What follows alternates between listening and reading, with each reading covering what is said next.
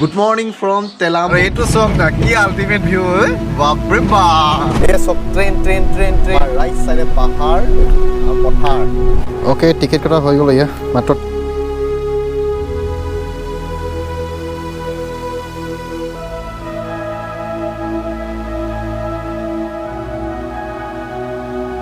ইয়াৰ আগতে পানী জমা হৈ থাকে আজিকালি পানী আছে চাওক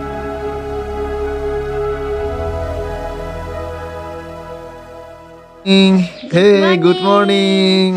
morning from Telam Borhatir asu bortoman moi aru etu Dhemaji district etia time hoy goise 6:21 etia ami yar pora mane Borhatir pora ami ulai jam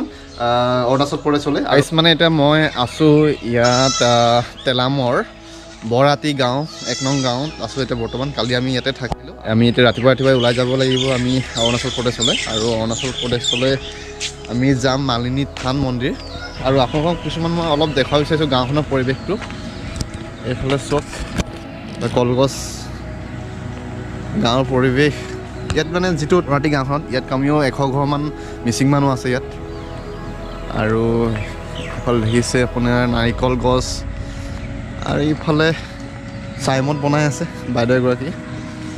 যিটো পৰিৱেশ মানে ৰাতিপুৱা যিটো পৰিৱেশ খুব মানে মজা ভাল লাগিল থাকি এইখন আমাৰ গাড়ী অলৰেডি ৰেডি হৈ আছে এই ধনু গুটি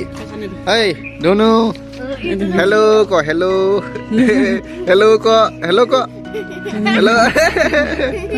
গুড মৰ্ণিং ক বাই চক এই গাঁৱৰ পৰিৱেশটো চক যিটো বৰাতি যিটো গাঁও এখন চাই লওক এবাৰ এইটো 2 নং বৰাতি আমি য'ত থকা আছিলোঁ এইটো হৈছে 1 নং বৰাতি এতিয়া আমি গৈ আছোঁ একচুৱেলি মানে কি হ'ল আমাৰ আজি কণ্ডিশ্যনটো অলপ বেয়া মানে মোৰ আৰু ভিনটো কালি মানে কি হ'ল আলহী খাব গৈছিলোঁ তো তাতে মানে অলপ হাঁহ মাংস অলপ জ্বলাটো অলপ দি দিলে তাৰপিছত এতিয়ালৈকে মই দুবাৰ গ'লোঁ আৰু কেইবাৰ যাম ঠিক নাই মানে গাইজ চাওকচোন চক কি ধুনীয়া ৰাতিপুৱা যিটো পাহাৰৰ দৃশ্যটো মজা লাগিছে ন আৰু এইটো চক না কি আল্টিমেট ভিউ বাপৰে বাপ অ' মাই গড কি মজা লাগিছে ৰে বাহ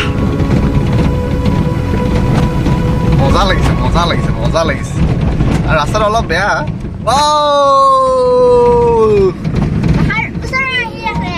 পাহাৰটো ওচৰলৈ আহি আছে আমিহে গৈ আছো বাহ এনেকৈ আমি গৈ আছো মালিনী থানলৈ আইচ এতিয়া আমি পাই গ'লোহি তেলাম এইটো চক এই পাহাৰবিলাক দিছেনে ৰাতিপুৱা পাহাৰবিলাক দেখি মোৰ মজা লাগিছে মানে প্ৰাকৃতিক সৌন্দৰ্য চব নাশুনে ৱাও এইফালে ৰেল লাইনটো আৰু এইফালে পাহাৰ এইফালে দেখিছে নৈখন ৱাও কি আল্টিমেট ভিউ এটা আহিছে ন মজা লাগিছে আপোনালোকৰ কেনেকুৱা লাগিছে কমেণ্ট কৰি জনাব দেই গাইছ এই চব ট্ৰেইন দেখিছেনে ট্ৰেইন ৱাও এইখন ট্ৰেইন গৈ আছে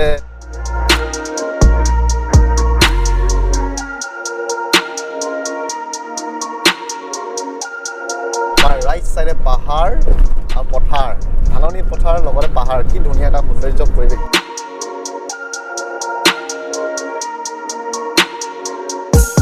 এনেকৈ আমি আহি এতিয়া বৰ্তমান পাব গৈছোঁহি আৰু মাত্ৰ বেছি নাই 4 কিলোমিটাৰ আছে আৰু লেখাবালিলৈ এতিয়া আমি অসম আৰু অৰুণাচলৰ সীমান্তত আছোঁ বৰ্তমান এইটোৱে সীমাটো হৈছে অৰুণাচল আৰু অসমৰ সীমাটো এইটো আমি ৱাটাৰ ক্ৰচিং কৰিম এতিয়া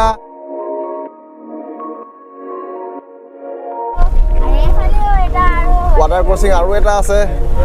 এইটো ৱাটাৰ ক্ৰচিং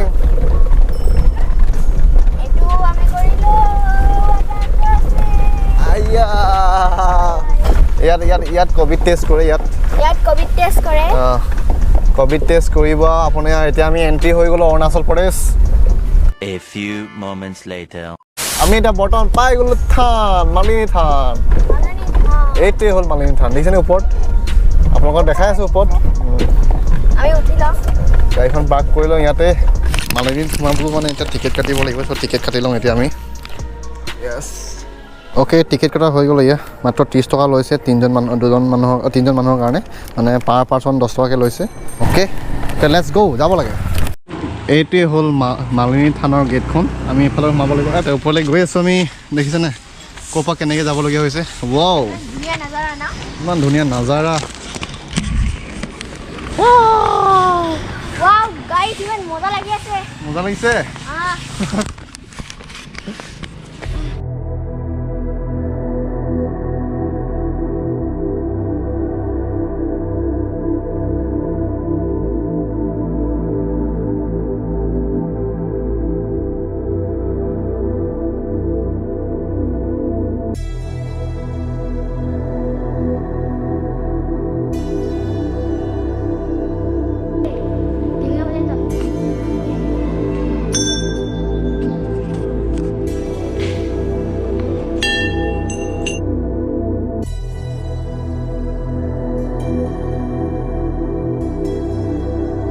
Okay guys, এতিয়া আমাৰ সেৱা কৰি হৈ গ'ল ভিতৰত এতিয়া এই ওপৰত হেনো ৰুক্মিণী মন্দিৰ আছে ওপৰলৈ খালি আমি নাযাওঁগৈ আৰু বেছি ওপৰলৈ কাৰণ কেঁচা চেঁচা আছেতো ইমান ওপৰলৈ যোৱাটো নাযাওঁ বেলেগ দিনা যাম বাৰু আৰু এই দেখিছে এইটোৱে হ'ল মালিনী থান গাইজ মই এইখিনিতে মালিনী থানৰ বিষয়ে থুলমূলকৈ অলপ ক'ব বিচাৰিছোঁ মই বৰ এটা ভালকৈ নাজানো বাৰু আপোনালোকে যদি জানে তেনেহ'লে কমেণ্ট বক্সত কমেণ্ট কৰিব মালিনী থান প্ৰধানতে দেৱী দুৰ্গা আৰু শিৱৰ নামত উপাসনা কৰা হয়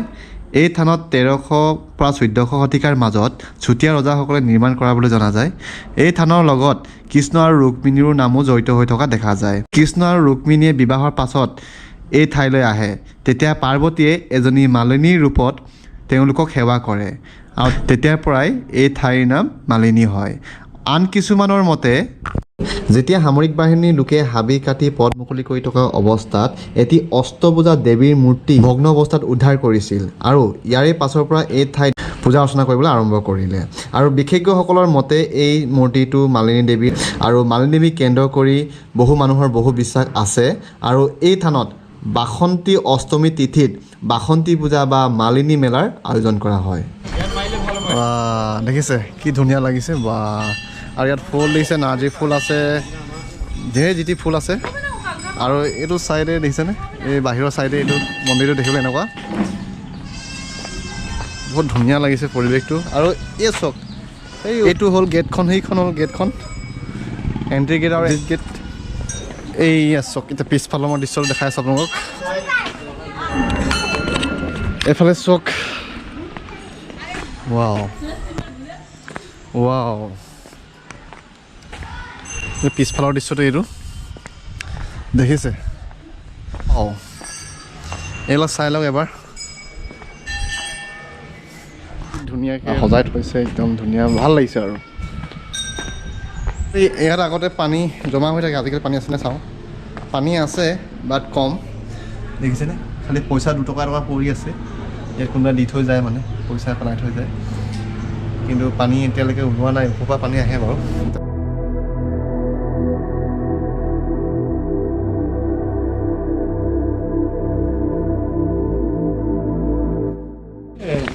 আৰু আমি এতিয়া এক্সিট এইফালৰ পৰা কৰিব লাগিব